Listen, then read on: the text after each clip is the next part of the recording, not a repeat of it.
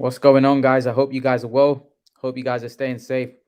Smash the like button, everybody in the live stream. I'd really appreciate if you can smash the like button. Floyd and Canelo are duckers, says Nappy Head Nate. Floyd and Canelo are duckers. What do you mean by that? Both of them take on the best. Who do you want them to fight? Who do you want them to fight? Smash the like button, guys. Everyone in the stream, if you can smash the like button. Yeah, quack quack, says Nappy Head Natty. They're ducking. Who they ducking? Who's Canelo ducking right now? Who did Floyd duck? Who they ducking? Let me know. Floyd fought nothing but slow-footed Mexicans. Okay. What's up, brother? I'm good, Carlos Torres. How are you? Jose Ruiz, how are you? Well, hey, Imran, how behind doing the next update of Canelo Alvarez in January? He's not going to come back in January, I don't think. They're talking about a return in May. He said he wants his body to rest, and then he'll return in May most likely. He's not going to be returning in January. I think he needs a rest. To be honest with you, he needs a long rest. Guys, smash the like button. Everyone in the stream, if you can smash. What's up, Hector? I hope you're well. Hope you're staying well and everything's good. February or March, Canelo Alvarez. Yep. Hopefully we get him in May. I think most likely Benavidez in May. That'd be great. That'd be massive. If he can fight Benavidez in May, that'd be huge.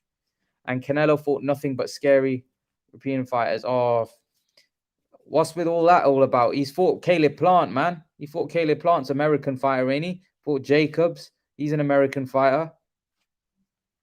You know, he's fought a lot of good fighters, man. The guy's fought a lot of top names. He's fought a lot of top guys out there. Bro, what's good, man? What's good? Ray, yesterday, man. Wow. Galahad got put away in that fight. Unbelievable stuff. I was shocked. Absolutely shocked. What's up, Rob? I hope you're well. I hope you're good. Canelo and Floyd fought nothing. Are duckers. Wow. Wow. You're a bit harsh calling them duckers, man. Okay. There you go, Ray. I've dropped the link. Smash the like button, everybody. Smash the like button. Castillo was robbed. Castillo was robbed against Floyd. Nobody talks about that. Yeah, that was one fight though, but then he beat him in the rematch convincingly. So you got to give him respect for that. He beat him in the rematch convincingly, didn't he? So, you know, he came back and beat him. But yeah, I agree. He lost the first one. Unfortunately, Castillo didn't get the decision. Usually the politically connected fighters get this close decisions, unfortunately. That's just how boxing works. What do you think about the fights last night? Okay, so Munguia is a good fighter, don't get me wrong. Munguia's, man, that guy's punch output is on the next level, to be honest with you. Munguia's punch output is crazy amount. He throws so many punches. Does Munguia. The only problem is Munguia is he gets hit with a lot of shots. Rosado was hitting him, tagging him with a lot of shots. Benavidez is very, very strong. He's very, very fast. He's dangerous, man. He's dangerous. He is very, very dangerous. That guy, Kyron Davis, he took a lot of punishment in that fight, man. He was taking a lot of shots, man. I don't know why his corner kept letting him go out there. He was taking a beating. I mean, Benavidez is a beast. You know, that guy is a problem. You know, if he can improve his defense, you know, Benavidez is a dangerous guy. Canelo lost to Golovkin. Yeah, he lost the first time. I agree.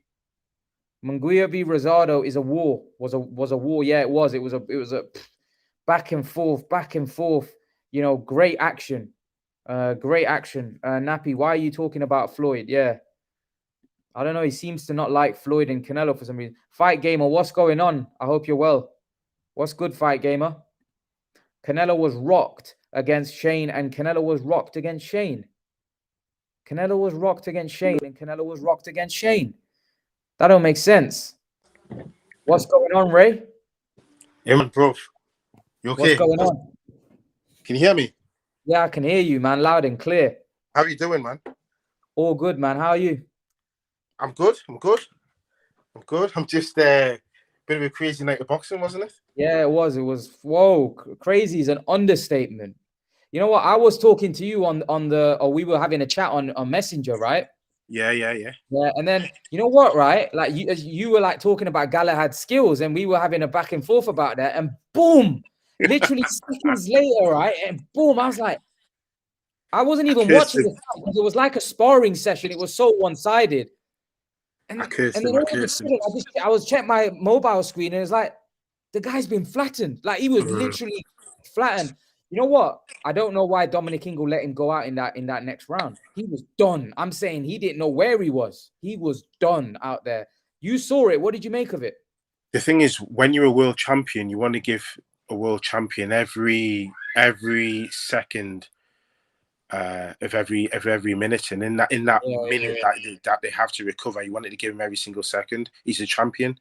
yeah. Why not send him back out there? I would have done the same thing. Hmm. It's easy to look back in hindsight and say he shouldn't have done it, but that single shot, he got up, he walked back to his corner, he was answering questions, so why not send him back out? Hmm. We now know perhaps it was, you know, you could argue it was the wrong decision, but I wouldn't because of those reasons that are given there. I thought the first 4 rounds, it was so easy for Kid Galahad. It was unbelievable. It was so easy. I've never seen Kid Galahad so aggressive in a fight. He Hmm. barely throws punches. He barely throws punches, but that just tells you how in control he was. He took center of the ring. He was on the front foot. Uh, his variation was good. He was throwing punches, shot the body. He doesn't have a lot of power, but because he mixes them up and he's so accurate, it doesn't seem to matter. He put Kiko back in the corner. It looked as though Kiko was cowering at one point. I thought it was just going to be stopped in the first round there and then. But then he got into a rhythm and he thought, okay, he's just going to coast maybe to a 12-round decision, or if he gets an opening, he might stop him in the 10th or the 11th. I didn't really think it was going to be an early night's work, but that when he put him down in the 5th round, that came out of nowhere. And then the 6th round, I mean, he was cold. He was like a sitting duck, and then he got Hmm. caught, and then that was it. You know what? I want to speak to you about two things. Mm. Tony Bellew mentioned something which obviously I agree with. He talked about the Ingle style and the fact that the Ingle style is fundamentally flawed. I saw Kid Galahad make the same mistake over and over again in that fight. He was going back in straight lines with his chin up in the air. If you look at when he got hit with that right hand, chin up in the air, going Yeah, back in straight lines. yeah, I want to talk about a bit about Dominic Ingle as well, because let's be honest, apart from the Kell Brook and Porter fight, all of his fighters have lost in big fights. Liam Williams lost to Demetrius Andrade. What's his name? The cruiserweight lost to Lawrence Okoli. He was the European champion. yeah. So Kid Galahad's just been beat by Martinez. Mm-hmm. There was Errol Spence beat Kell Brook. You, Golovkin, obviously, we were you expecting can Golovkin. go all the way back in, man. Junior Witter lost as well in big fights. You can go all the way back. I think for me, I know where your question's going, but Mm, my thing is it Dominic himself, or is it the fact that the fighters aren't necessarily good enough to yeah, replicate that style? Because not everybody's Naz and not yeah, everybody's Kell Brook. yeah. And it's a bit like a one-way system of training. Whichever fighter goes into that gym is being told or forced to adapt to that specific style of boxing. But as we all know, every boxer can be different. You can have defensive fighters, offensive fighters, counter punchers, swarmers, punchers, all in the same gym. Take Freddie Roach, for example. Everyone thinks, oh, Freddie Roach, all the offensive fights go to Freddie Roach, but it doesn't always work like that. You get some defensive style fighters in his gym. You look at Gabe Rosado, he's not an offensive fighter though, is he? Really, he Mm, doesn't throw a lot of punches, but there he is getting trained by Freddie Roach.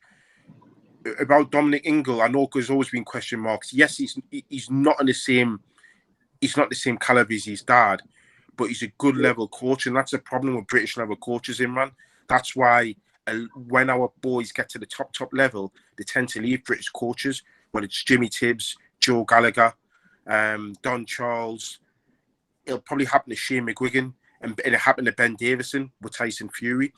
They don't have that world level caliber experience where you need to really hone in on tactics, and that's the undoing of British coaches. Because our fighters are losing at the top level, and sometimes it's a game of the tactics. They're getting the tactics wrong. I can think of 2 or 3 fights off the top of my head where Ingles' fighter lost because Dom got the tactics wrong on the night. Look at Robbie Davis Jr. when he fought Valenzuela. Gallon Valenzuela when he fought him in that 10-rounder, and Robbie Davis Jr. was fighting as a southpaw. We all know Robbie Davis Jr. is terrible as a southpaw. But Dominic Ingle forced him to, he was going back into the corner, he was confused, and Dominic Ingle was saying, trust the process, fight as a southpaw. It wasn't working, and he lost the fight. That's the problem. For me, at the top level, they don't have the experience, they don't have the know-how. Stephen, I'm gonna come to you about David Benavidez, because you said David Benavidez would beat Canelo Alvarez. It'll be too much for him. That was, he looked like a monster yesterday. But again, it was against Tyrone Davis, but he did look vicious yesterday, didn't he, Stephen? First of all, what's up, right? Stephen, how you doing, bro? Are you okay? What's up, man? How's everybody doing, man? Yeah, we're good, man. We're good. Man. All right. Yeah. Back to David Benavidez, man. He looked about as strong and solid could get. When you look at Canelo, I think Canelo has the stature. I think he has the boxing acumen and everything, but I just think that David Benavidez, being younger, being relentless, a Terminator in there, I think. I don't know. That's a very, very, very extremely bad matchup for Canelo. The worst possible matchup for him ever, I think. I don't think anybody at 168 is beating David Benavidez. Nobody. Really? Stephen, I think Canelo would destroy Benavidez. I really do. I don't think Benavidez is he's a good fighter, he's a strong fighter, but defensively he's so open, and he walks forward, he can't fight backwards. I think he plays into Canelo's hands. I think he literally walks into Canelo's hands. If David Benavidez can absorb Canelo Alvarez's punches, then it'll be interesting. But I don't know. Well, the thing is though, you're talking as though Benavidez is a genuine one-punch puncher. He's not. He's a volume puncher. I don't think Canelo's there to be hit as many times as what Tyrone Davis was last night. That's a problem with Benavidez. Benavidez is relying on people like what Christian would call statues. He's relying on people that are there to be hit. Canelo Alvarez in the pocket, no one can hit him. He's very difficult to hit. He doesn't have that Golovkin type power or even that Kovalev power where an opponent stays hit after a single punch. He's relying on volume punching. I just can't work out how he beats Canelo unless Canelo, for some reason, decides to have no upper body movement and no head movement. I think it's just going to be one of those matchups where he's going to end up making Canelo look absolutely marvelous, because I can see Canelo just in the pocket, picking shots, targeting his body, back up to the head, and David Benavidez just won't know where the shots are coming from. And don't get me wrong, Stephen, I like Benavidez, but I just don't see him beating Canelo. Ray, James says Canelo is not difficult to hit. What are you talking about? Really? Come on. And that's what I was gonna say. Well, that's what I was gonna say too, man. What I'm saying is that David Benavidez, he gonna cut out that ring, man, and he gonna bring that pain. And while he's not a one-hitter quitter, while he doesn't have like devastating one knockout punch, the sheer volume of punches that he's gonna inflict upon somebody like Canelo, who is not really you cut off the ring against Canelo, See the key. Here's gonna be the key. What Imran said. If Canelo could take them punches, if he could take the punches and he could take that beating, because he's gonna give him a beating. You mean Then it's gonna Benavidez beating? Yeah, Like, yeah. Canelo's gonna take the punches. Canelo's got a granite chin. It's proven. Can Benavidez take those punches? Right. I say, you know what I'm saying? I'm saying this. So Canelo could take he could take a punch. We haven't seen him take volume punches. And you know, like Benavidez. I mean, that dude just comes full steam ahead. And he could take a punch too, dude. It's gonna be I'd be willing to bet on that fight. That's when I'm willing to bet. The thing is that I want to answer James's question and come back to Stephen's point. Canelo's not difficult to hit. You know, I would beg to differ. I mean, fighters do get hit. It's boxing. You know, you go in the shower, you get wet, but it's not easy to hit him. It's not easy to hit him. His head movement's pretty good. It's very improved. He's very, very good on the inside. So he's not easy to hit. So James, go back and watch his previous fights properly. You'll see what I mean. Yeah, Stephen Canelo. He's going to find it difficult because Benavidez puts on a lot of relentless pressure and he doesn't give up. And the last time somebody applied that amount of pressure to Canelo was Golovkin.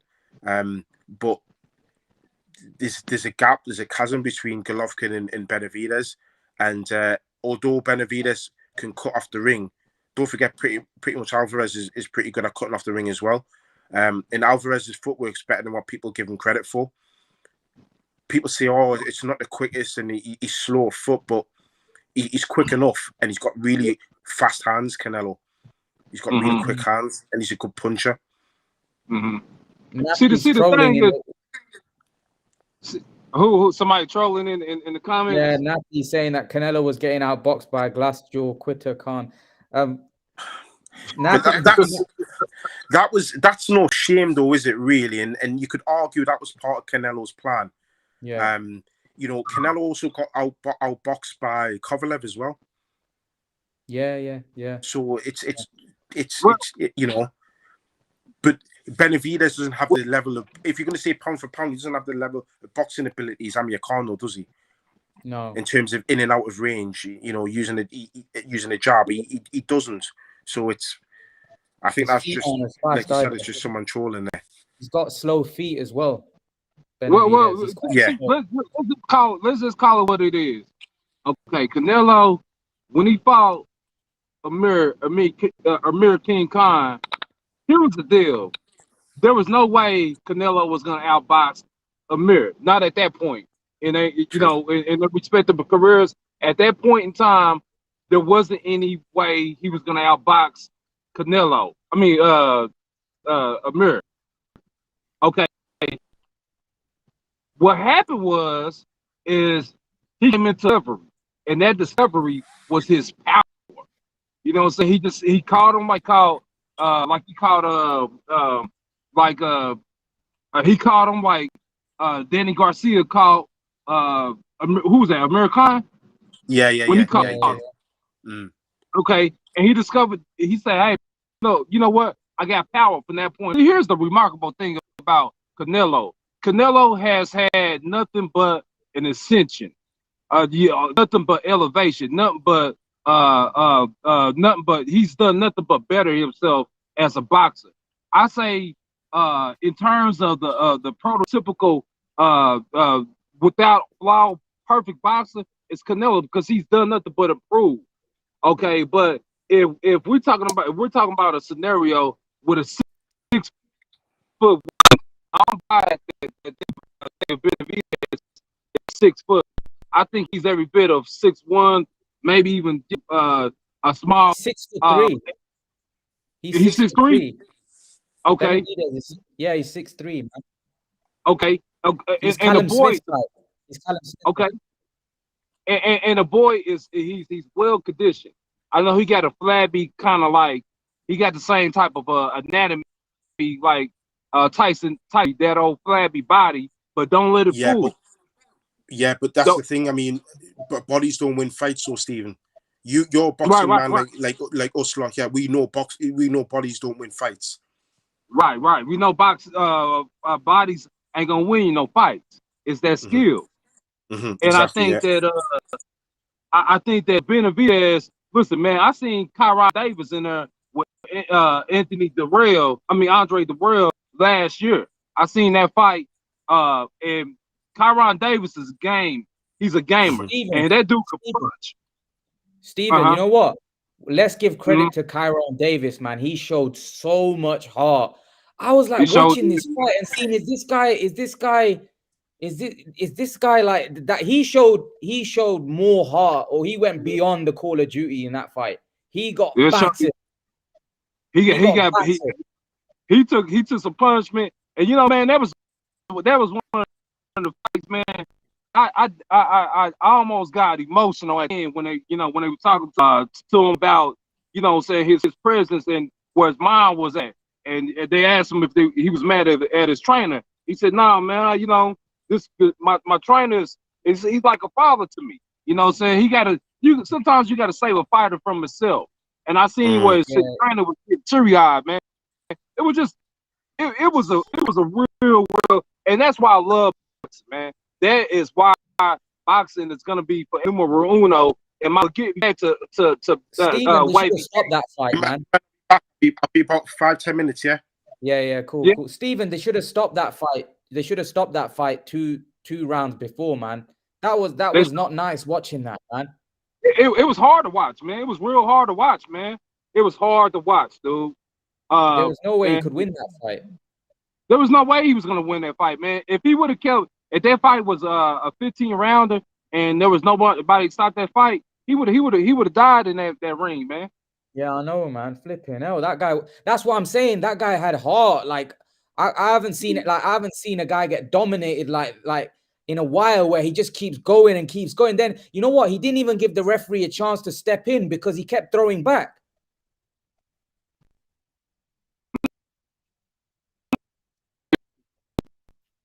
That was unbelievable heart there by Kyron Davis, man. Respect to him. That, like I said, that was, yeah, he showed a lot of heart in that fight, man. Lot of heart, man. You know what? I think the Canelo fight's huge. In the Azteca Stadium. It's a big fight. Huge fight. I think they could sell out maybe 100,000 maybe in Mexico. But with him and Benavidez in May. Makai, did you watch the fight? Oh yeah, I saw the highlights of it. Benavidez is a beast, man. Yeah, he is. He's a very spiteful guy, man. He was walking him down. He was putting it on him. It was unbelievable stuff. Yeah, Benavidez is a big problem for anybody, man. That's gonna be Canelo's toughest fight, maybe, out of the lot. Yeah. Possibly, we don't know yet. Maybe Canelo could do a number on him, but at the moment, I'm hyped up about Benavidez. I could be proven wrong, like I have been before, but at the moment, as it stands, I feel Benavidez will give Canelo a really tough fight, man. Could he even beat him? Oh yeah, he can possibly, but man, he's open to counters all the time. But Benavidez is tough. You know, he's fast. He's a lot bigger than Canelo. He's strong as well. He's got pop in his punches. So we'll see, man. I hope that's next. Yeah, Stephen, what do you make of it? Ash, what do you make of it? Do you think the fight will happen in Mexico? That'd be huge in Mexico. It could probably sell out 100,000, right? I'll let Ash take it, man, because I ain't heard him yet. Ash, what's going on? What's going on? You're right, Steve. You're right, Mike Mackay. What's going on? What's up, man? Yeah. Benavidez, I think. Yeah. I think Benavidez might give him his toughest test, but I think he'll lose though. Benavidez, what do you make of his fight, man? He was monstrous yesterday. He was really. That's Benavidez. He's always like that though. He's always in every fight. If you look at it, he's like that. That's how he fights. He's a good fighter, but I think experience is where he's gonna, get found out when he comes up against Canelo, because he's not fought anyone like on that level and at that stage, in a big fight like that. Who do you think wins, Ash? Benavidez or Charlo? I think Benavidez. Ooh, that's a tough one. That is. I'll just edge it to Benavidez because he's a bigger guy and he's got the better skills in my opinion. Anyway, maybe Charlo's got slightly more power, but I think Benavidez is a better boxer. There's a question, but I'm gonna say Benavidez. Benavidez at 168, man. Nobody's beating him, man. Nobody. Yeah, that was wow. He might even have to go on up to 175, man. It makes some noise up there, man. I go to cruiser. That's what he's gonna do. You'll see him tested at cruiser. He looked like a heavyweight in there, man. He looked massive. Man, he was so big, man, and he just kept going and going and going and going. I thought he was gonna, get tired, man. But I mean, he's 24 years old, man. That dude is a problem, dude. That dude's a killer, dude. He's a killer. I'm telling you, man. Yeah, man. He's only 24, so that's the thing when I talk about experience. He gets. Yeah, he's young, but he's got a style that, you know what it's going to come down to, man? It's going to come down to whether Benavidez can take Canelo's punches. Can take Canelo's punches, right? Then obviously it makes it interesting because he is open. Canelo sharp. To see Caleb, man.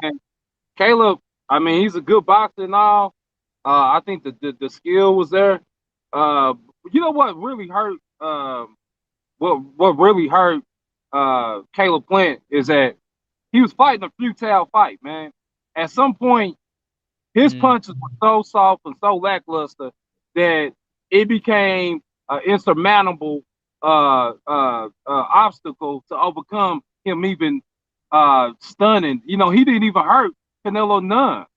You know, his lack of power, that's something that they need to kind of develop. If you're gonna stay at 168, they need to develop some sense of power in him, because that fight, man, I wouldn't even say it was it was half competitive, but I wouldn't say it was a real competitive fight. Would y'all?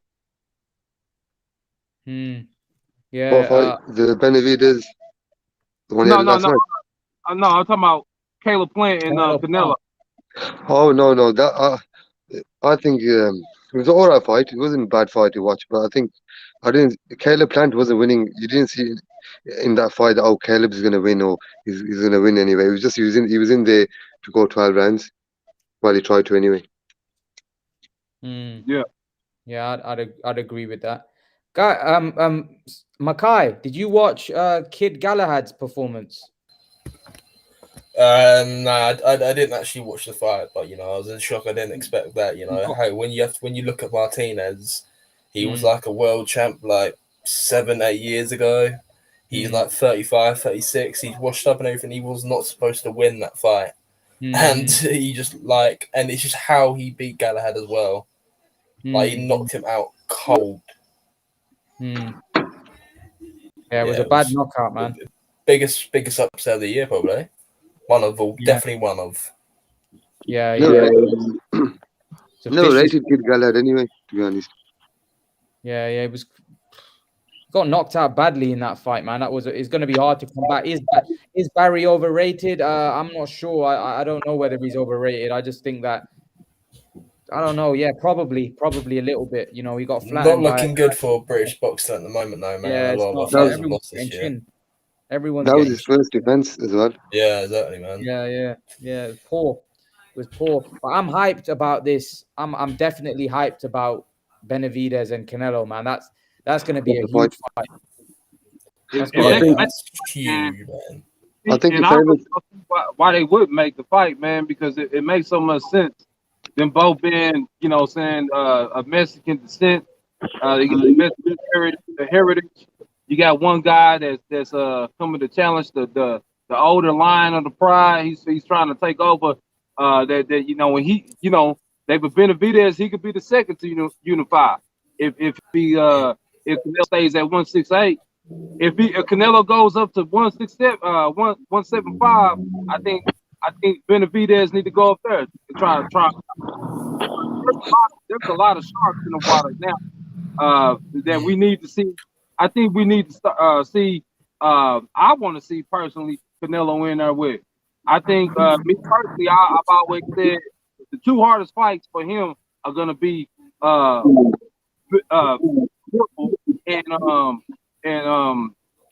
David Benavidez. Yeah, I'd agree. I'd agree with you. You know what? What do you guys make of Eubank and Williams? Oh, I'm excited about that fight. I'm actually really excited about that fight. They hate each other, man.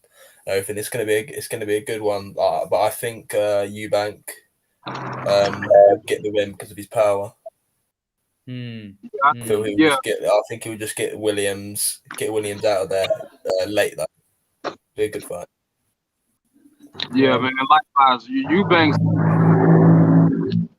Yeah, I've got Eubanks winning that as well on points. Yeah. And Eubank may not be that good, but man, he's tough though. He's very tough. Yeah, he is. And he's got power. They're the two things you can give him, but everything else, he's not really that good at.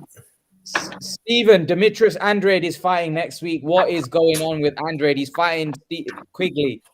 When are we gonna get to see Demetrius Andrade in a big fight, man? When? We're all praying. When are we gonna see Demetrius Andrade step up and fight somebody? He's 33 years of age. He's 34 soon. What's going on? What is going on? His career, man, is about to be over, man. If he can't pull out a significant fight within the next, I say 2 to 3 fights, man, we're gonna have to call it what it is. And Demetrius Andrade, man, we're gonna have to label him as a bust, as a fluke, because I mean he ain't fighting nobody, man. Yeah. What else can we say at this point?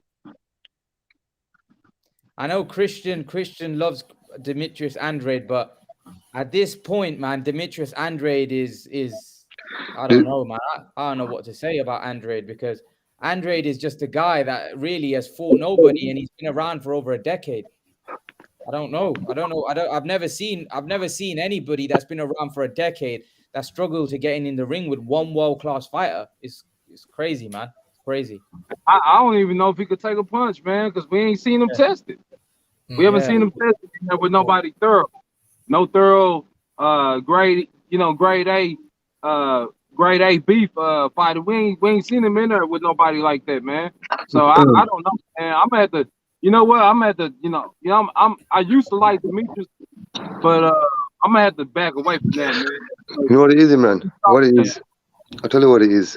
What it is, a lot of these fighters, they just want the big payday. But what they haven't done is put the hard yards in.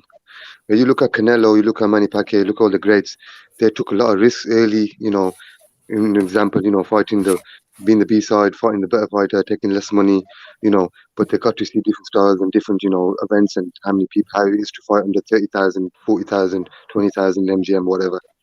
But nowadays, these guys, like, for example, even Benavidez, he steps up right now and fights Canelo. Just a little thing like 70,000 and the crowd, and it's just a little thing like that. If you're in a fight with a guy who's more or less on the same level as you skill wise, then these little things like crowd and all that makes a big difference. So when these fighters are now stepping up to Canelo, they're already losing in that same sense, where they haven't got the experience of being in these big fights, being in these big events, being under pressure, and then on top of that, you got his skills you got to match up with. So you got to remember, it's a lot to take in when you fight Canelo. So when you're talking Andrade and these guys, they will all lose to him because he's had all these experiences. He's got the skills to go with it. And these guys, none of these guys have got that. They might have some skills, but they haven't got the experiences under their belt where they can walk into like Anthony Joshua. He's fought 80,000. How many other fighters can you say has fought? You know what I'm trying to say to you? So that's the big thing when it comes to someone trying. A quick one. Amir Khan and Kell Brook looks like it might be announced. Are any of you interested in this fight still, or you think it's two granddads going at each other? What do you think? Do you know what? I'll watch it, but I'm not buying it. If it's on pay-per-view, then I'm not going to buy it. I'm going to watch it on a stream or something. But I'm still a little bit interested, but Is Bro, it it can't confirmed? be on pay-per-view, man. No, it's Basically not confirmed, yet. really. Ash, I'll come to you in a second. Let me get Stephen as he's in America. I want to know Okay. what the Americans think of this. Stephen, Amir Khan beat Kell Brook. What do you make of that? You interested? You want to see it? What are your thoughts on it? I mean, sure, I want to see it, man. I want to see it. I want to see it. But it's the question of is it going to be a spectacle? Is it going to be a comedic affair? Because at this, I mean, both of them are old in the tooth, and we know they don't like each other. So I mean, I think it's going to be a good fight, man. I think it's something that we absolutely need to see. I wouldn't say no. I mean, I would say no because we always wanted to see him fight. But is it something that we had to have? Nah, we can do without it too. It's a shame. It's a shame. Ash, what were you gonna say? I was just gonna say, obviously, it's still a good fight to see because they're both kind of over the hill now. So whoever's got it depends, like, but it's not even if let's say Kell Brook wins, you could, or even Amir Khan if he wins, you can't really say you would have always beat him because this is the worst of both of them. So it's still alright to see it, but I think it would have been better 5-6 years ago when they both were at it and you could see who was the better guy. Right now, it's gonna be like a like a Derek Chisora against Dylan White kind of type of level fight. Where before it could have been like like Steven, there's not many people I think would be stay up to watch that fight. But years ago, maybe they would have. Yeah, I get what you're saying. I get what you're saying. Who do you think wins that fight? What, the Khan Brook one? Yeah, I think Khan can actually win that, man. I mean, I saw Brook get dropped by a jab. Like, I don't know, I wouldn't be man. shocked if Khan wins. Yeah, I don't know. Khan's not At as this fast point, it's anymore. lottery. Anything, At this point, it's a lottery, man. At this point, it's a lottery. But what you got to remember as well is go on. I was just gonna say I think it's a lot more clear as to who I think is going to win. I think Amir Khan will win because Kell Brook he's just damaged goods, man. I mean, his face is brittle. I think he's scared of a contact at this point. He's kind of a little timid. So I get an edge to Amir. In fact, the thing is, Stephen, Amir Khan's not fought for 3 years. Yeah, but he's not fought for 2.5 years. Was that yeah, he fought in August 2019. Billy Dib. Yeah. Oh, I didn't know that. So it's almost been 2.5. What? So when is that?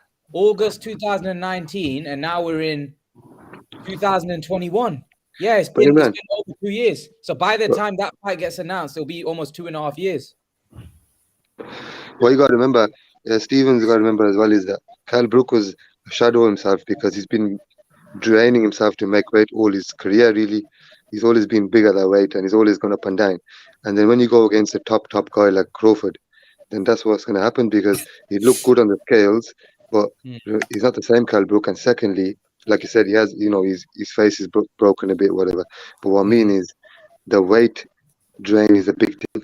Obviously, guys on here know what weight, weight is a big thing because even a couple of pounds here and there, if you don't put it back on right and refuel right, it can make a difference. And I think in that fight, he didn't refuel properly. He didn't have the right team around him because he would have showed a better account of himself. He was out in America, he had different trainers, he done things a bit different, and maybe, he didn't go around the right way. But not saying he would have won, but what I'm saying is he's not finished to what people think because he got punched and from a jab, like Mackay said, and he's finished. It's just that he wasn't prepared right, I think. But I think Amir Khan would beat him. I agree with that, but you'll see a better Kell Brook. The other thing is, what's going on, Stephen, with Keith Thurman?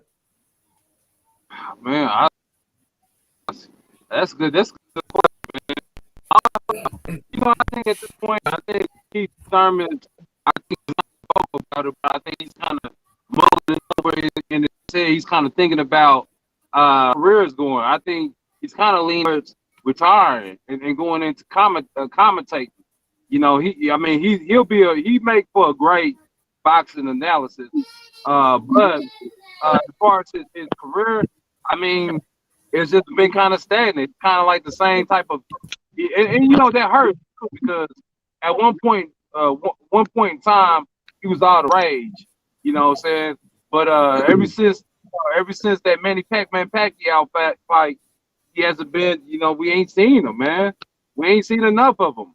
You know what? So, Keith Thurman got married, right? And after that, he kind of just disappeared, man. Like, so I don't know. I don't know. Like, since he got married, I don't know. He's just been. I don't know. He's just calling out big names, like the big names that will give him big money. That's why he's constantly calling out Spence and everything. He's just looking for a payday and then he's going to retire. He's not got that hunger what's going anymore, on with man. Spence? What's going on with Spence? Yeah, even Spence.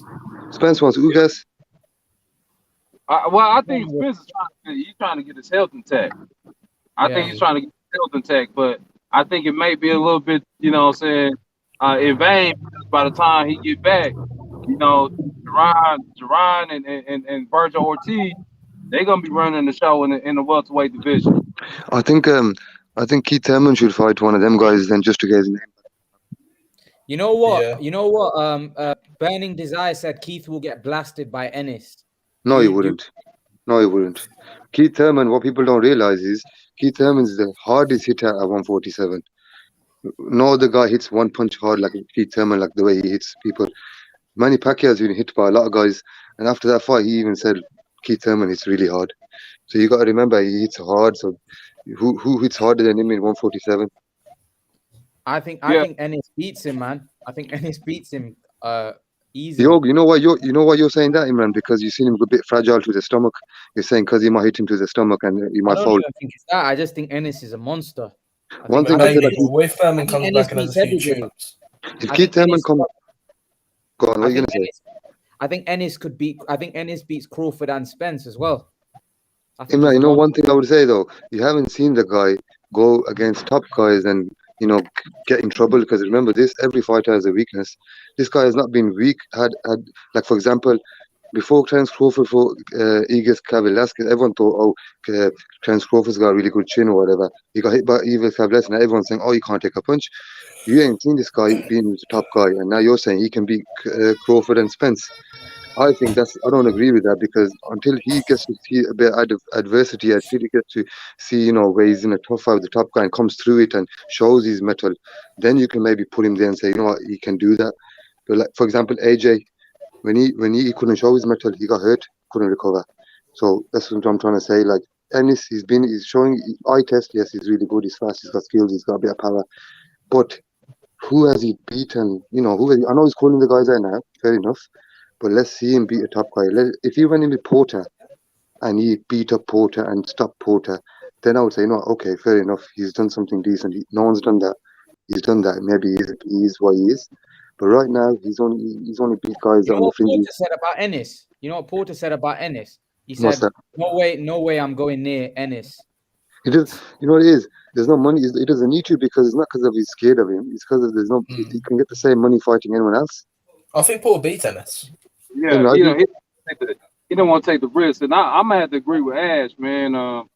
I think, man, Boots is the real deal, man. I mean, you ran big. You've been saying that about Boots for a long time. But here's the thing, man. Boots, he really ain't fought the top tier welterweight.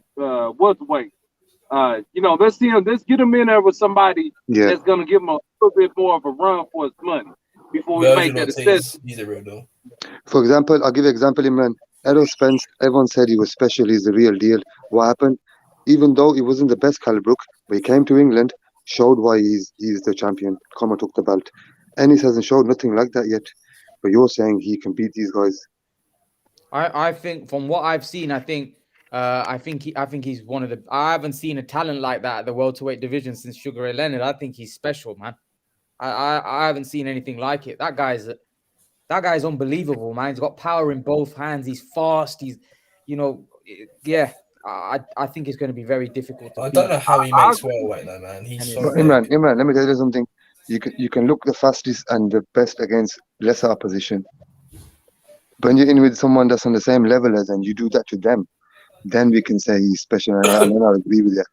But as for now, I can't agree with you on that. But that's obviously everyone's here for their own opinions. But I'm saying the reason why I'm saying about Ennis is because I see something special in Ennis. You know how like when you see somebody and you can just tell this guy he's special. You know, you can just tell when you see him, irrespective of what he's fighting, you can just tell this guy's gonna go and become a next star. Like Shakur Stevenson, for example, right? Shakur Stevenson, you can tell that guy is real deal. Like he's a supreme talent. Do you know what I mean? But you're not. But see, Shakur Stevenson, he in his weight division right now. He's already fought a couple of decent people. If you know what I'm trying to say. Yeah. You know what I'm trying to say, Steven. But in regards to Ennis has fought no one. He's fought a couple of guys in the fringes. Okay, Ash, let me ask you this way then. Okay. If you think Crawford and Spence beat Ennis, who else beats Ennis, do you reckon, in that welterweight division? Right now, Sean Porter beats him. Errol Spence, obviously Crawford beat him. Who else is in the league? The top three guys. So after that, who else is there? Can't believe you're forgetting Virgil Ortiz. Virgil Ortiz, but we got to remember, Virgil Ortiz is a young pup himself. Like they're both, in a way, in the same race. If you get what I mean, they're both. He's got a good win against Mean Machine, who gave Crawford a run for his money, and he beat him better than Crawford did. Then what you got to remember, it goes back to politics. Would they want to put them two young guys that are just starting up together? One of them's going to lose. So that's not going to happen. It's not realistic. What we're talking about, the fight's not going to happen. But I agree with that. Yeah. Yeah. What I'm trying to say is, Imran asked who can beat these guys right now. The top three guys, I believe, beat Ennis, and I think even Keith Thurman would be a tight fight for him. I think Keith Thurman, in my opinion, would beat him. And then other than that, the rest of the guys are not really that good, are they? Really? Unless you guys can kind of reach out. I mean, there's Ugas, but Ugas doesn't really have like. Well, even power, Ugas. Actually, sorry, I forgot. Ugas hasn't got the power, but he's got the activity and he's got the awkwardness. And even him, that would be a tough one as well. Yeah. So all them guys, man. I think all of them beat him. What about? What was I gonna ask? What was I was gonna ask about Porter Crawford. That fight's next week. Stephen, Mackay, Ash. How do you guys see that fight between Porter and Crawford? Fireworks. That's what it's gonna be. That's gonna be a great fight. Yeah, it's gonna be a good one, man. I think Sean Porter. I think he's been saying some things to try to get under Terrence Crawford's skin. I think it's gonna be non-stop action-packed. It may be a candidate for fight of the year. Yeah, I think. I'm looking forward to it, man. I'm looking forward to that. Definitely. Yeah, it's gonna be a barn burner, man. Like they say in the UK. What? So how do you see that fight playing out? How do you guys see that fight playing out? Go on, Stephen. Go on. Okay. Anyway, I think it's gonna be a chess match, and Porter's gonna try to box and kind of maul a bit about, and then Crawford's gonna obviously try to keep you on the outside, and if they do get in the middle, he's gonna fight with him in close, and then it's gonna be like that. I don't think Sean Porter can hurt him, but you never know. But I think Crawford would edge. He's saying he's gonna put on a show, so I don't know. Let's see. Because Porter's a tough guy to beat in good style anyway. So if he does, then maybe you have to rethink about the Ennis fight, man. What about? This is gonna be a good barometer. We definitely gonna see he's like we think because first true welterweight. It's gonna be time. Okay, we gonna have a lot to judge out of that. You gonna see is he as durable as we think he is? Because I don't think Sean Bud Crawford is as durable, because I've seen him get too many times, and I just think the of Sean, I think that's gonna bother him a little bit. Now I got Bud winning the fight. I would say Bud winning the fight, but it's gonna be interesting. Yeah. So a lot of people seem to think Crawford will be the first guy to stop Porter. You got to go on, Mackay.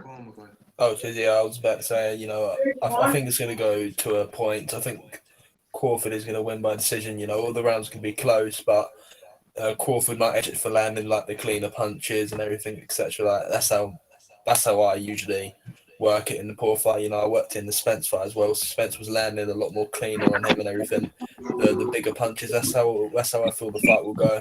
I don't see Crawford stopping Porter or anything. I just see him kind of outboxing him in a way because he can fight on the back foot really well. He's very accurate and everything. That's how I think it will go.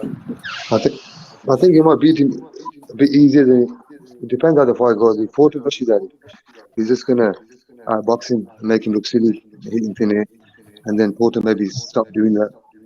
But one thing you gotta remember is Porter's gotta remember he won't bully Crawford because he fought Jeff Horn, didn't he? And Velasquez, them guys are big guys as well.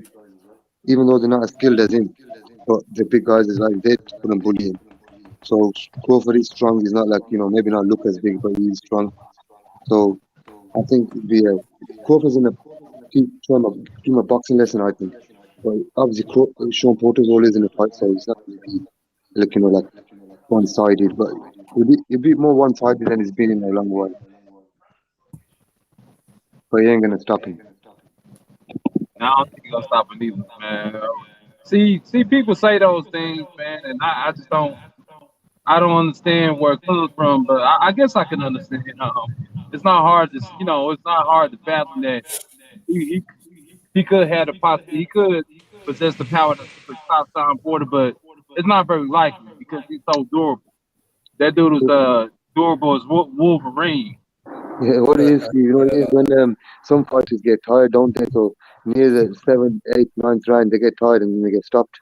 But Sean Porter doesn't get tired, so you can't think that's going to happen. So he's not going to get stopped by being tired.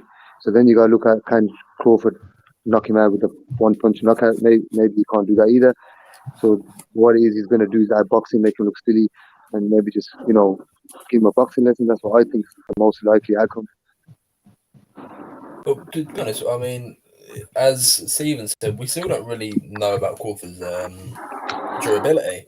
Because obviously I've seen him get rocked by Gamboa. Velasquez put him on his ass. Right, and Porter, he may not be like a very powerful puncher, but he can punch. I mean, I saw him rock Spence a couple of times. So, and when Porter's going to land a lot on you, it might affect Crawford worse than it did Spence, Furman, etc. So we still don't know about that. But from the eye test, I see Crawford outboxing him. Yeah, I agree. You guys think that Crawford outboxing him? Does anyone think Porter's gonna win? No, I don't think he will. Because there are people that think that Porter might upset the apple card. I want him to. I don't think that's gonna happen. But I gotta I'm out here in the country, man, and I'm losing signal in and out, so I'm gonna have to listen to the rest of the show, man. Y'all take it easy. Cool, man, Steven. Take care, you man. too, man. Cool, Steven. Take care, Steven. Yeah, so CO, you there? Yeah, brother, I'm here. Yeah. I don't know. You were having some connection issues, man. Yeah, no. It's just I'm cooking. That's why. All right. Okay. I'm overhearing everything, man. So everything's good. I can't hear you that well. Bad signal. I'll try again. All right. Cool.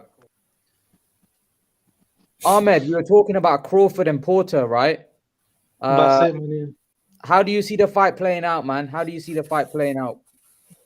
I see Crawford really giving him a lesson and really showing that he's a level or two above Porter, and I think that will the rest of the welterweights will realize why he's been avoided. Is he gonna knock Porter out? I believe yes, he's capable. I believe he's capable of knocking Porter out, and I think he will knock him out as well. Late stoppage? Mid to late.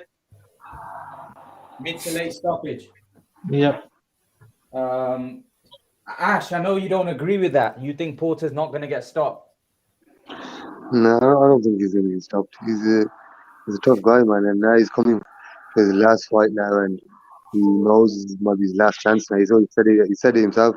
It's his last chance. I'm not saying that his best is good enough to beat Crawford, but what I'm saying is, Crawford. It's a fight, isn't it? Who told Cal Brookson to get stopped like that from Crawford? Maybe he does catch him and he stops him, but the chances are slim because if you look at it, you got to look at the track record. And Sean Porter's not a sharp fighter. He's been in wars, but he's not like someone that you can think, oh, he's slowing down or anything. He's a top level fighter, and he's gone and put extra work in now, and he knows he's coming against Terence Crawford. Obviously, he's a top level fighter, and you're going to see the best of Terence Sean Porter. He's not going to just rush in. You're going to see he's aiming to be a better version of himself that he was against Spence. So if he does do that, then you've got a fight on your hands, innit? So you think that guy's gonna get stopped by Crawford? I don't see that. I agree with Ahmed where he's gonna outbox him because he's a longer guy that we spoke about yesterday. He's got really long arms and people don't realize this until they get in there. So Sean Porter's gonna find out once he gets in there that this guy is hard to get in close to him. So that's Ash, will you give Crawford credit then if he stops Porter? There's not going to be any excuses, is it? Like, Porter was shot or stuff like that. Anyone that comes out with excuses about Sean Porter, they don't know what they're on about. Sean Porter is not coming with excuses. Look at what I said to you. Sean Porter is coming with everything. He hasn't said any excuses. He came to a press conference with the little jacket on just to show he's in shape. There's no excuses coming from Sean Porter. Whenever he's lost, he's never come out with any excuses. So back to what I was saying, Terence Crawford, everyone will fancy him to win, and obviously even though I think he'll win, but we're talking about in which fashion. It's not going to be a knockout. It's going to be a split decision, or even a majority, like a unanimous decision. But it's not going to be no stoppage or anything, because what you got to remember is Errol Spence's got good boxing IQ as well, and he's got good power, and he's got good footwork as well. Maybe not as good as Crawford's because he's a smaller guy. It's a different style, but Ash, Crawford can hit you with the shots you don't see. Yeah, what do you because think? he does because he jabs to the body and then throws the right hand up top when he's in the southpaw stance, and obviously that catches people with surprise. Obviously because he moves in so quick and he's got long arms. So this is what I'm talking about. That's the challenge Porter's got, but Porter's not shy from taking punches, and he'll be in there. So that's why I disagree that he's not going to get stopped. Right. So where do you think a win puts Terence Crawford at, Ahmed? I think it puts Crawford.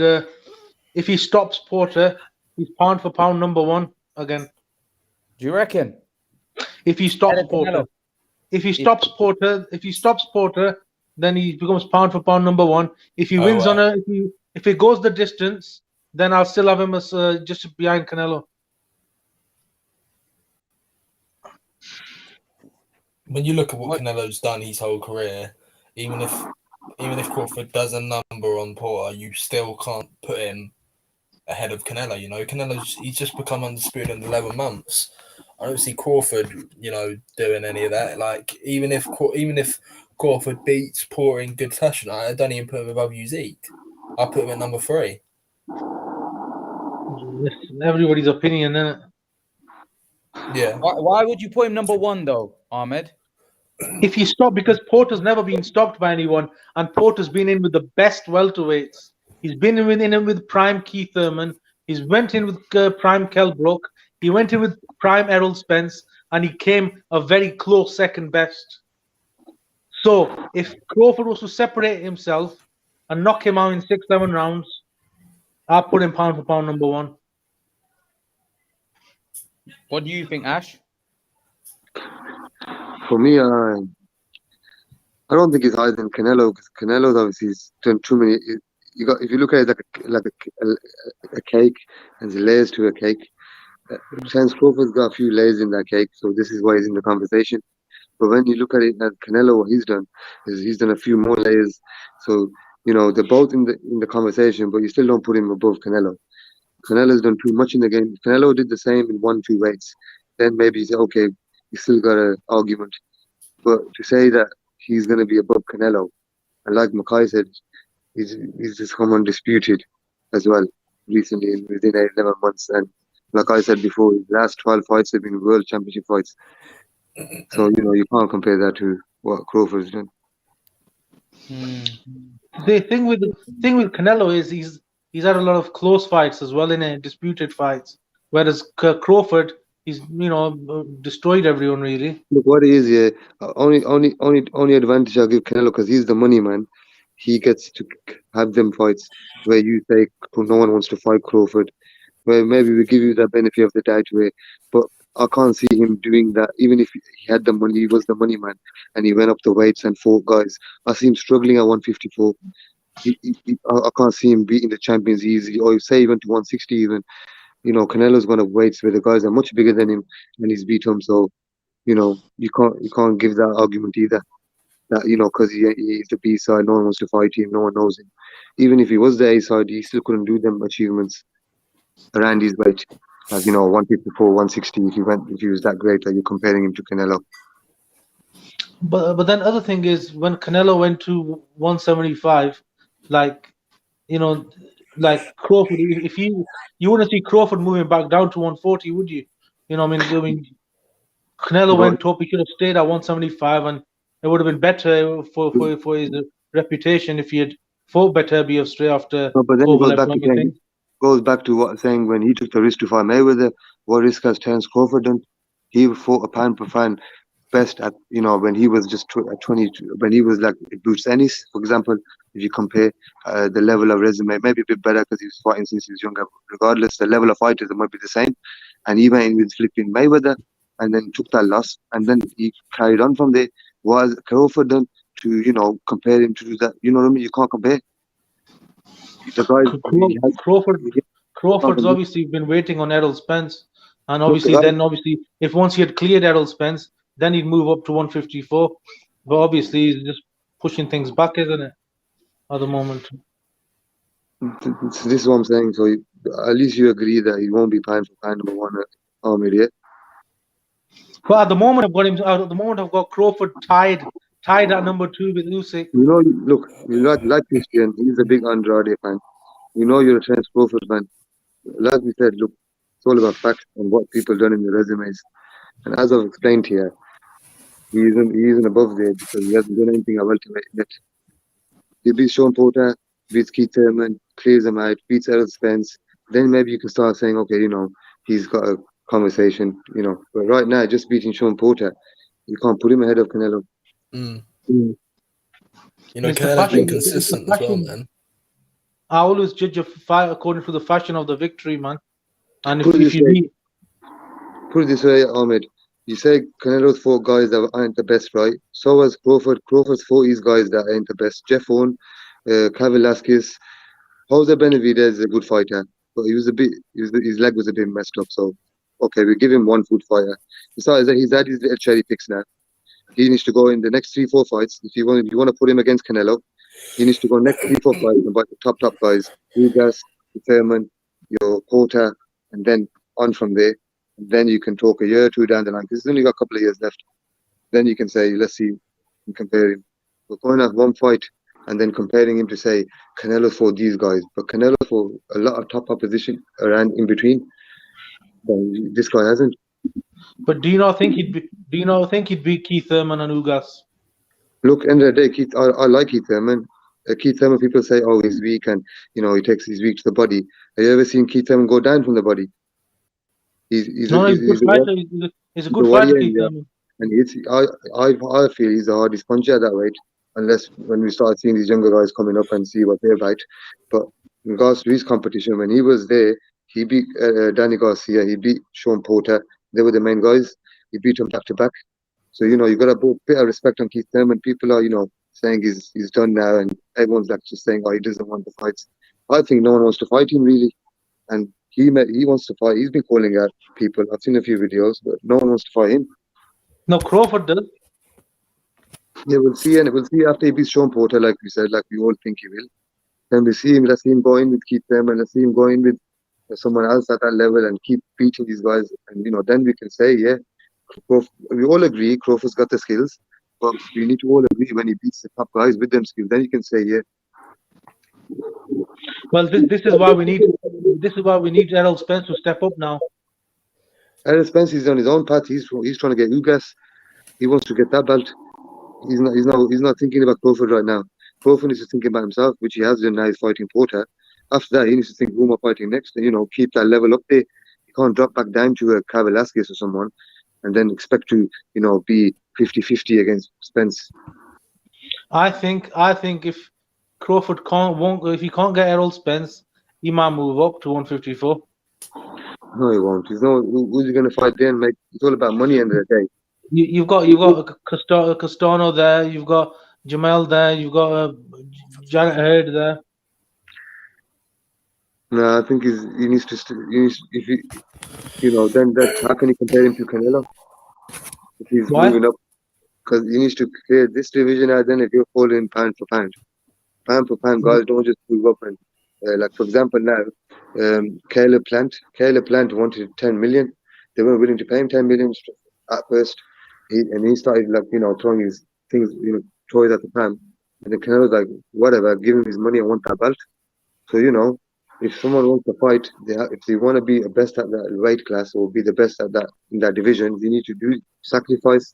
For example, in Chance Crawford's instance, he maybe not be able to give big money offers like that. He needs to take a less of the cake and just to show that I am the best. But he's not willing to do that. Also, I want to ask you that. What do you make of Eddie Hearn saying that Canelo should fight lower opposition and fight John Ryder and stuff? I'll let him say what that. Well, Canelo needs some easy fights. He's had some hard fights. I wouldn't mind a little cherry pick. He's become undisputed. So a little cherry pick here and there won't hurt him, But they're talking about him fighting Benavidez next, which isn't a cherry pick, man. That's a tough fight. What do you make of Benavidez and Canelo, by the way? I think that's a good competitive fight. And that's a fight that Canelo will get credit for if he wins. So do you think Benavidez is a dangerous fight? Yes. What did you make of Benavidez's performance last night? I never watched that performance because I knew he'd win. I watched the Jaime Munguia and Rosado, which was a fantastic fight. And Munguia, that was the fight I watched. Yeah, that was a good fight. So Benavidez, do you think his style is a problem for Canelo? His come forward, fast hands. Do you think he could really pressure and beat cause Canelo a lot of trouble? Yeah, he'll give him a lot of trouble, and it'll be a close fight. And it'll be a close fight, which is the type of fights we want to see him in. 50-50 fights, 55-45. We want to see him in them type of fights. What do you think, Makai? I'm sorry, what was you guys talking about? Benavidez and Canelo. Oh yeah, that's a great fight. That's a huge fight as well. And as Ahmed said, he'll get a lot of credit for that because a lot of people rate Benavidez. A lot of the people, most people still feel Canelo hasn't been the best guy in the division. So yeah, he should get a lot of praise for that. I hope he does as well because Benavidez is probably the hardest fight for him at 168. Just one thing, Imran. Would you prefer to see Canelo fight Benavidez at perhaps 175 because Benavidez is struggling as well to make 168? Yeah, that's a good point, actually. It's a good point. What do you think? I think Benavidez might want to fight at 168 because it'll be for all the belts. That's the thing. Right. Because I think Benavidez will probably think of it that it's a great chance to become undisputed. But yeah, I do agree. I think he's struggling to make 168. I don't think Benavidez can make that weight for much longer. Yeah. I think he's struggling. He's too big. He's massive. He's 6'3". He's a big guy. I think it's going to be. I think he's going to struggle to make that weight for too long. What do you think? Yeah, I agree with that. I mean, I think Canelo might have a bit of an advantage because if Benavidez is killing himself to make the way and to get that big paycheck, then he's gonna give away fighting ability. Yeah, yeah. Steven says either 168 or 175 is cool with me. It's just the fact that at 168 is Benavidez not the same fighter now. Does he need to move up? But then he did all right yesterday, but it was against a lesser guy. I don't know, man. Imran, 1 minute. Yeah. I think one guy in the comments saying something along the lines of Andrade whooped Keith Thurman 3 times. Was that in amateurs? But look Yeah. what I'm just replying to this guy. I'm just saying that basically Keith Thurman has done so in his career as a professional has done 10 times what Andrade has done.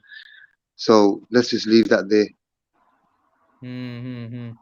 Yeah. Andrade's not done anything, man. Andrade's been he's been like, yeah, he's a 2-weight world champion, but I let's didn't be even know honest. he's fighting, to be honest, until you brought it Yeah, up. yeah. I did hear a whisper about it, but I didn't know when it was. It's Eddie Hearn. You know, if he wasn't under Eddie Hearn, Imran, no one would know about who he's fighting, where he's fighting. I guarantee you that. And back to what you were saying about Canelo, Eddie Hearn was saying that because he wants to give these guys in the UK a bit of money. That's all it is. It's nothing to do with charity because he knows Canelo's going to win. Plus, that guy's going to be a millionaire now, so why not? What do you make of Eddie Hearn saying that he wants to make Canelo v Golovkin? There's a lot of money in that fight. Golovkin now is over the hill, I think. Now, not over the hill in regards to he still beat a lot of fighters now because of his level of training, because of his level of how he fights and what level he fights at, that his intensity and everything. He will still beat a lot of top guys, but going against Canelo in his prime now, and Canelo would I think would make him look silly now because he's 39, touching 40. Canelo in his prime now, and I think Canelo would have hurt him. That we would see in a fight, like he would have knocked Golovkin down or anything like that, but he would make we'd stop him in his tracks now because I think Golovkin's he's had his day now at that level. Canelo, what people got to remember, Canelo's got his own level, and then everything else comes underneath. So at Canelo level, I don't think Golovkin can do it anymore. Yeah. What did you make of the first fight? I thought, to be honest with you, I watched it a good few times because it's a really nice, good fight to watch. I think Golovkin won, in my opinion. It was a tight fight. It's split decision. I would have gave it to Golovkin, but what we all know is it's politics, and the money man is Canelo. So if it's a tight, close one, you give it to Canelo. It's a sad thing about boxing. Go on, Ash. Yeah. And that's it. I was going to say nothing. Carry on. That's what I was going to say. Yeah, I agree. I mean, first fight, I had Golovkin edging him, but second fight, I had Canelo. So, and now, if the fight happens now, I think Canelo will be a clear winner really now. And to be honest with you, I don't want to see that fight again, to be honest, because Canelo's gonna win. So you'd rather see Canelo, fight either Beterbiev, Bivol, or Benavidez, really. Yeah.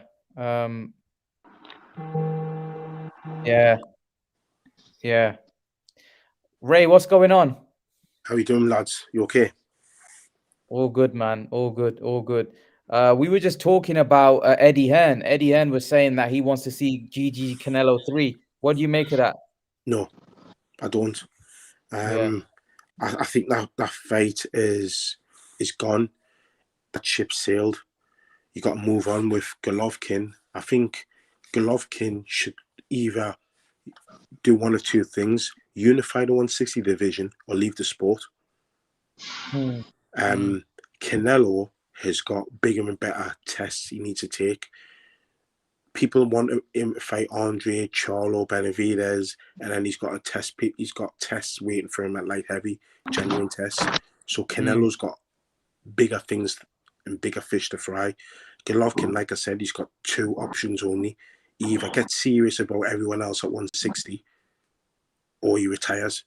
It's as simple as that for Golovkin. That fight doesn't make any sense because, like somebody always nearly said before, I think it was Ahmed, that should that fight happen, Canelo wins. I think Canelo wins probably a bit more comfortably Mm. I don't think that fight's there anymore. Golovkin wants it because Golovkin wants the money. But for me, Golovkin should either chase Munguia, Andrade, or Charlo. Mm. Those are the fights I want to see Golovkin in before Golovkin packs in. If he's not interested in those fights, he needs to go. He needs to go. He doesn't need to hang around in the middleweight division no more. Ray, I wanted to ask you about Anthony Joshua. Yeah. Now that you're here, obviously Joshua, we fought Usyk, and he got beat, and now he was looking for a new trainer in America. Yeah.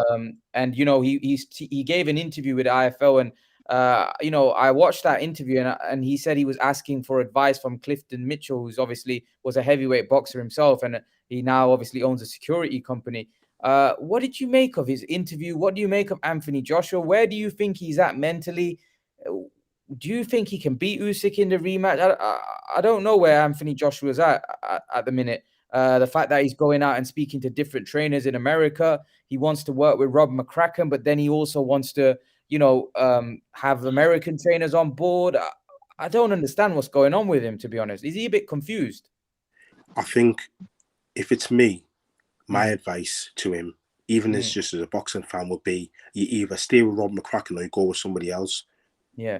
He's at the stage where he can't. He's brought in too many people.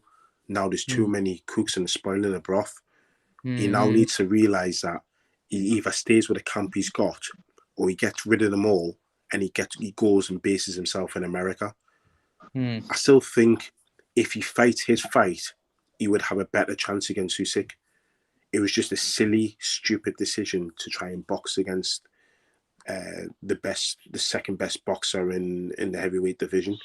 And he came off a woeful second best. Where his head's at, I mean, he's just had an emphatic defeat. So obviously his head's going to be all over the place. He probably knows if he loses again, his career's not necessarily over. Deontay Wilder's lost twice, 3 times in my opinion, and he's still good to go again. Just he'll never get those belts again. That's what will happen to him if he loses again to Usyk. He'll never get his hands on those belts again. So his future fights with Fury, his future plans with Fury, his marketability and his credibility. And you and I have had these discussions, Imran, where we said openly that that Joshua, his credibility amongst the British boxing fans and almost the British public has taken a dive, pretty much not necessarily to do with boxing, but because of his stance in the Black Lives Matter movement. So I think this is just another stick to beat him with. You're hearing all the fans coming out saying he's got a glass jaw, he's chinny and all this. But my opinion is, yes, his head's all over the place. Is he right to go and look for new trainers? Well, why not? I mean, he's done it before. Why not? If he thinks he needs to do it, but he needs to do one or the other. He can't keep adding people to the camp because, as you saw in that fight, there's too many people giving him advice in the corner. It confuses him in the ring. So he needs to just either quit having McCracken in his camp, having Angel Fernandez in his camp, and all those other coaches, and just go with somebody. Or he just needs to stick with what he's got. I don't know who it was. Stephen actually said that Anthony Joshua basically said that Anthony Joshua Stephen was up front. He basically said Anthony Joshua needs to stop being a punk. That's what Stephen was saying, Ray. He goes that Joshua fought, like, I don't know if you saw Stephen's comments. I don't know if you saw that. He's basically, Anthony Joshua's fighting like, he goes, oh man, that guy, he basically said something on those lines. What do you make of it? Like, I don't know. Like I said, I don't know where Joshua is mentally. Like, I just found it strange the way he fought, the way he just, I don't know. Like, it just was really strange. I didn't quite understand that fight, to be honest. I didn't understand. I don't know why he came out and he thought he could outbox Usyk. For me, he had. If you had told me that would have been his game plan, then I would have said then he's got absolutely no chance. But if Anthony Joshua fights the way Anthony Joshua of old, aggressive, looking for power punches, short punches, almost real effective aggression on the front foot, then I was confident that he would have beaten Usyk. He was bigger, he was stronger, he's more powerful. You know, I know you said and other people have said in the past that Usyk had struggled at heavyweight. You know, the Chisora fight wasn't easy for him. The Chaz Witherspoon fight wasn't easy for him. And Anthony Joshua's better than those. I can see where Stephen's coming from. Stephen knows he's boxing. And what Stephen's trying to say is Anthony Joshua needs to be himself and be real to himself. He needs to stop trying to box out away fights. He could be making easier if he just fought his own fight. We know he can box. He's an Olympic gold medalist. But really, that's not natural to him. No, it's not natural to him like it's natural to Usyk, like it's natural to Fury. And I just think you can look at him and you can see he's not comfortable with it. But he wants to do it though, and it's costing him. You know what, Ray? British boxing now is not in a great place. Everyone seems to be getting beat. You know, Joshua's got beat. All the fighters seem to be getting beat. It's not a good look because, you know, Joshua is like the cash cow. And the problem is, when Canelo, we got Canelo who's a cash cow. But the thing is with Canelo, it's going to be, we can't really see anyone beating him unless he goes up, you know, stupid weight classes. Yeah. And he looks beatable right now. He's more credible in terms of, whereas Joshua, he's a cash cow, but the problem is he looks very beatable. You know, he looks like he can be beat, and I don't know whether that's going to take a big hit for British boxing. I don't know whether, you know, because Fury's never been a huge ticket seller here in the UK. He might be able to now, but I don't know. I don't know, man. It's not a good look if Joshua loses again against Usyk, because that will affect British boxing massively. Yeah, I agree with you. I think for me, if he loses against him again, that'll be it over for him in terms of his marketability. What I mean by that is, like, top pay-per-view. He'll never be a top pay-per-view in this country. The sponsorship deals, all that'll go. You know, everything will go for him. So he's got a lot to lose. Yeah. So this is probably why he's trying to be thorough with this decision. I still think he could do pay-per-view. I don't know how much pay-per-view buys. Not the numbers that he was getting him run. No, that he was getting. And I think he'll be a hard sell because who's going to want to? The thing with Wilder and Joshua is who's going to risk it against him. Fury will be looking to fight Usyk again. Let's just say Usyk beats Joshua. Fury will be looking at Usyk and then he'll be looking at walking away from the sport. Right? Usyk will be next in line, having lost to Fury to get those belts back. Usyk's not going to pick Wilder and he's not going to pick Joshua, is he? No. So it's going to be a struggle to see how Joshua and Wilder get back in the mix. Why not fight each other? Yeah, but for what belt? No, just without a belt. Just it'll still be a great fight. People will still tune in. People will still watch it. It'll be great. The public will love it. Whether or not the two of them will do it, I'm not too sure. Because they'll argue, does it make sense? For what's the end goal for them apart from a pocket money? Like, what, you know? For us, it makes sense. I think it's a great fight. I think it's a fight that should have happened already.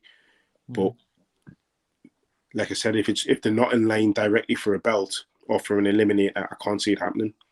You know what, Ray? A lot of people seem to think Wilder. A lot of people rate him higher than Joshua now, or what I mean by that is that they rank him higher than him. And most people that I've seen online actually think Wilder beats Anthony Joshua. Is that because of the heart Wilder showed against Fury, or maybe the how tough he was in that fight? No, why do you think it is? I think it's simple. Comes down to Joshua's the better boxer and technically the better operator. But what we're starting to see now is Wilder's the better fighter. I think the problem is Wilder only needs to catch anybody. People need to be perfect against Wilder for 12 rounds. Wilder needs less than 12 seconds. And he'll catch anyone. He'll knock anybody clean out. So for me, those people who are picking Wilder would have probably picked Wilder maybe 3 years ago. It makes no difference. For me, that's still a close fight that can go either way. Because Joshua puts it on him. We've seen that Deontay Wilder doesn't like that. He doesn't like being backwards. And Joshua's very physically strong. He hasn't lost that strength. He's just not been using it. But turn it around. If Wilder catches him, it's all over for Joshua. It's tricky. Yeah. What about Dillian White? Where does he fit into all of this? I don't know. I don't think Dillian White's all that good. I just think Dillian White's being hard done by. I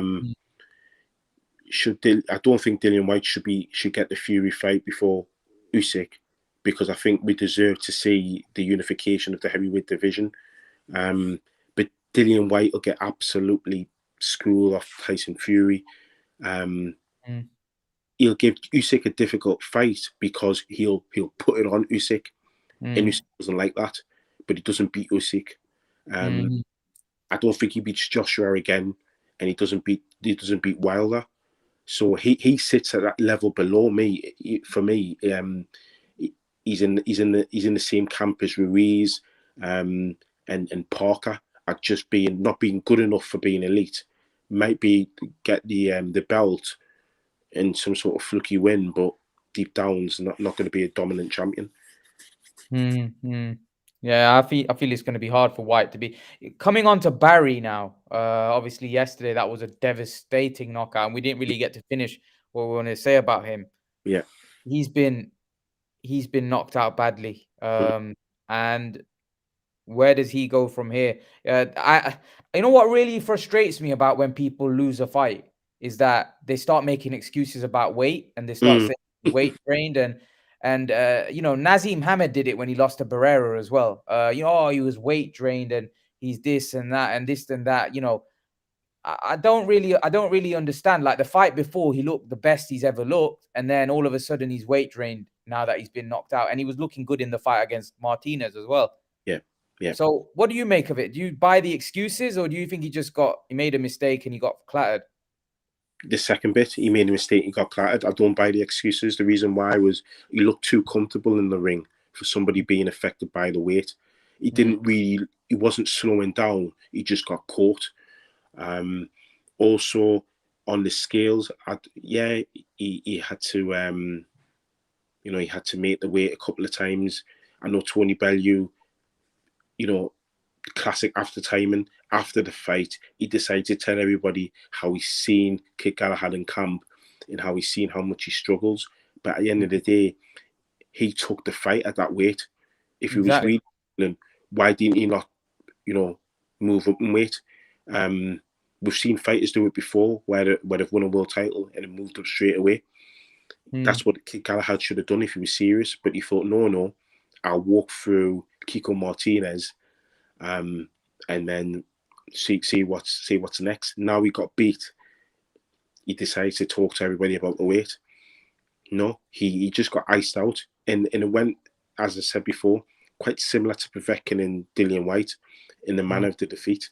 How one fight was in complete control and then got caught. He got absolutely iced out. And where does he go from here? Imran, I don't know. Because if he steps up to 130, there's bigger, stronger, harder fighters. Internationally, he's nowhere near as good as the fighters at 130.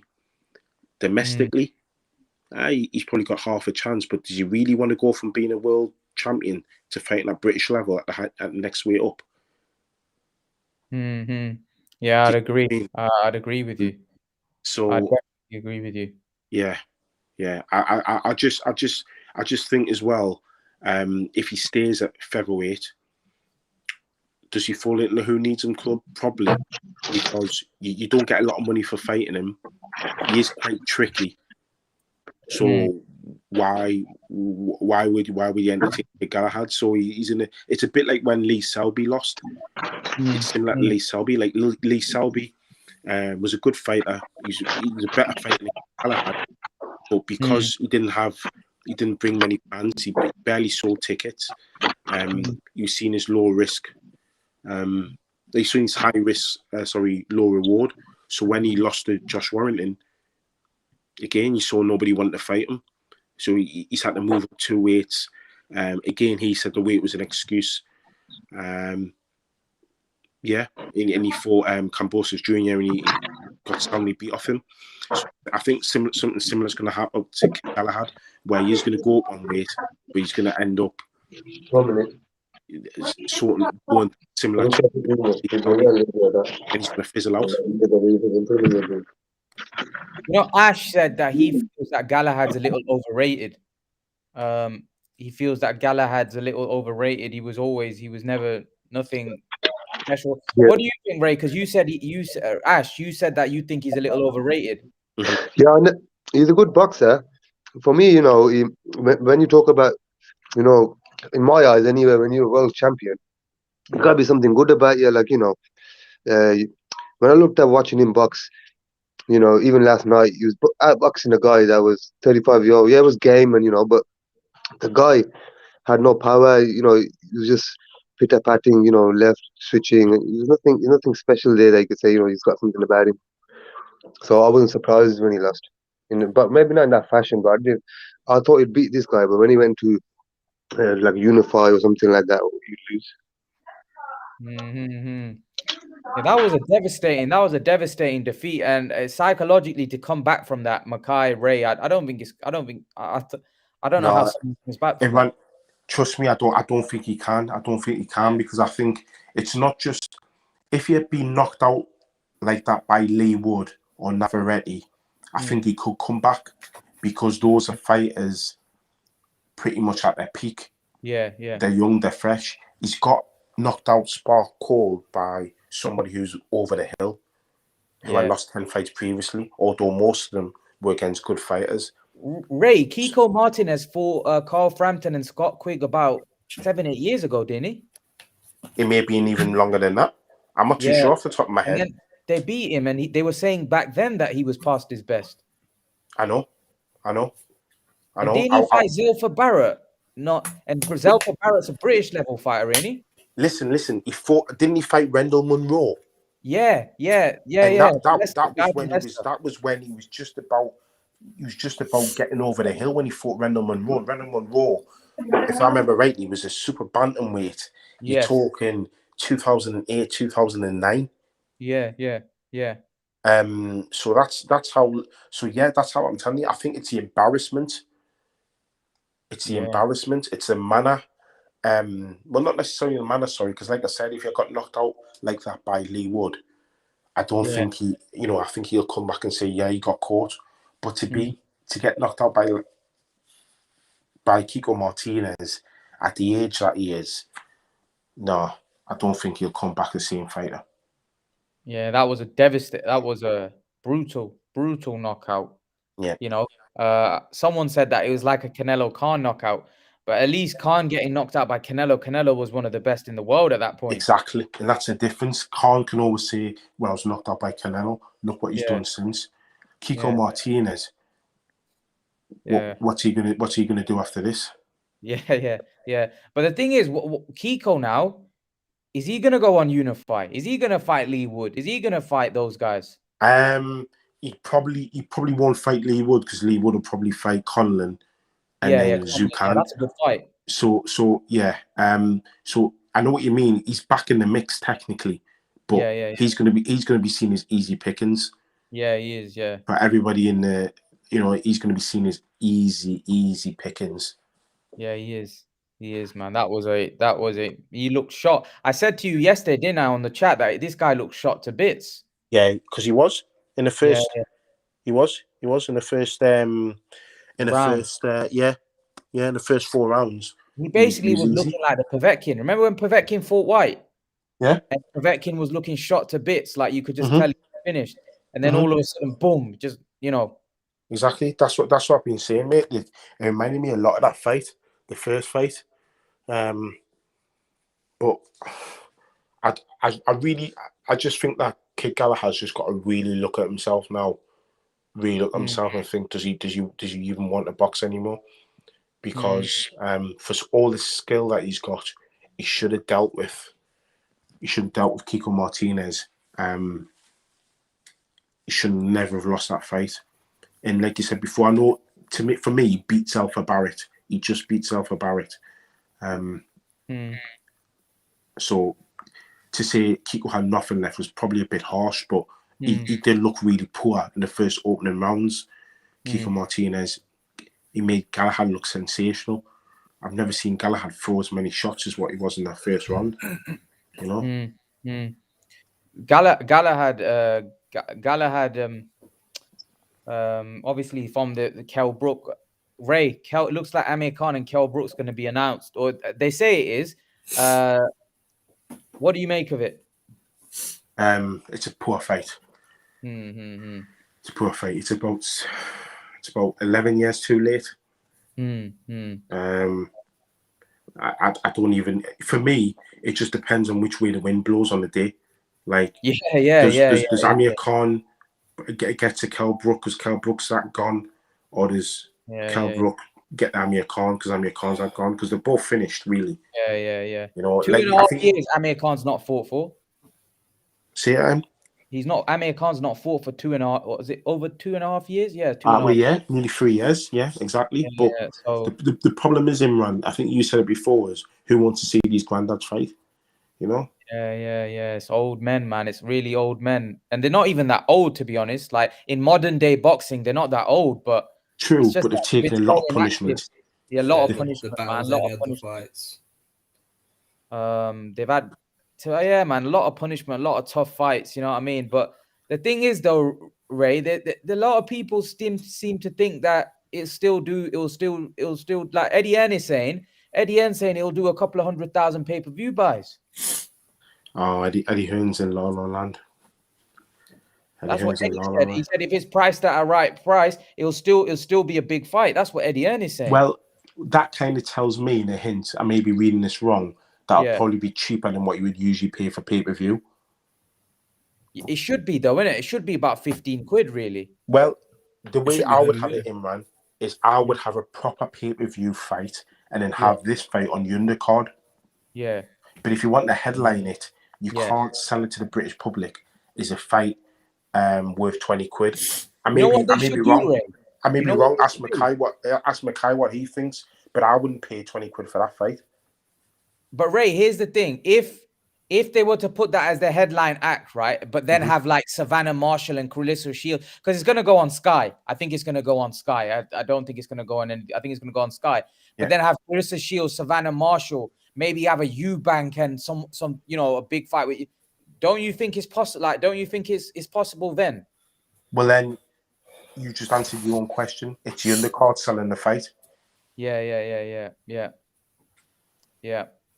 But you're going to have a strong undercard. But then having said that, Ray, if you're going to do it at 15 quid, you're not going to be able to get it for that, are you? So if they've got Savannah Marshall, because you could argue Savannah Marshall and Clarissa Shields is a pay-per-view on its own. Yeah, pretty much. Yeah. But this is what I'm saying. If you're going to put it at pay-per-view, does that headline? You know, imagine if you're Clarissa Shields and Savannah Marshall, do you accept Amir Khan and Kell Brook headline? I think Katie Taylor would be nice in that bit. Yeah, that'd be good as well. I don't know though, Ray, because remember, women don't get paid that much as well. Yeah, but that's all going to change soon. Paid as much. That's all going to change soon. Hopefully, but the point I'm trying to make is that they were saying that Clarissa Shields was going to get like 700,000, or she wanted 700,000 or something for the Savannah Marshall fight. Yeah. But that's very, compared to, like, I'm pretty sure both Amir Khan and Kell Brook are going to be getting paid way more than that for that fight, fighting each other. So that's the point I'm trying to make, is that they probably won't mind going on the undercard to that if they get paid good money for it. Probably. I mean, suppose so, but at the end of the day, didn't Amanda Serrano fight on Jake Paul's undercard? Yeah, but she's going to get 7 figures now because she's signed with Jake Paul. Yeah, that's what I mean. So I don't know. Would Clarissa? I don't know whether. I just think it needs a strong undercard. If it's 20 quid, it'll need a big paper. Have you guys seen the Parker Chisora undercard? They've actually got a couple good fights on there. Well, that's not pay per view, is it? I think it is, isn't it? No, it's not. It's not pay per view. Oh, is it not? Oh, well, I'm really surprised. It's on the zone, isn't it? No, it's I on heard- the zone. I heard there's aren't there's only like switching things up though, isn't it like pay per view and everything? I swear, or is that just in are they doing that in America or something? No, I think I don't know. They are talking about it. They are Yeah. considering it. Oh, But I thought they're doing it. I don't think so. I don't think so. Personally, I think they're.